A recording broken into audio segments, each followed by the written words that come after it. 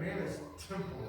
Did you know that God gave us time in Genesis chapter 1? 24 hours in a day. But God sits outside of time. He's not constrained by time. Chronology, we get that from a Greek word that's chronos, time and measurements and blocks of time, and that's how we would think about it. And there's another Greek word, it's kairos. And kairos is a Greek word that means the appointed time. In other words, time that's not set by a clock, but time that is set by appointments. And let me give you some examples of that. In Galatians chapter 4, Paul writes that in the fullness of time, God sent forth his Son. By the way, that's that incarnation that we're talking about here. In the fullness of time. In other words, there wasn't a clock. There wasn't a timeline. God wasn't sitting at his watch saying, okay, at 12:05, I'm going to send my Son.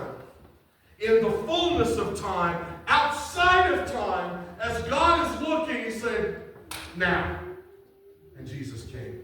The only measure of time that there is when he says, this is the appointed time. Whenever he says,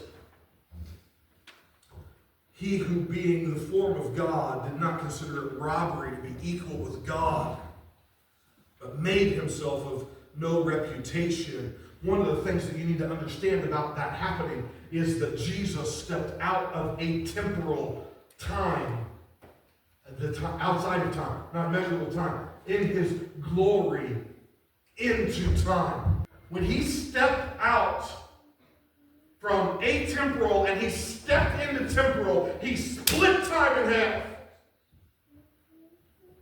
We used to call it BC and AD.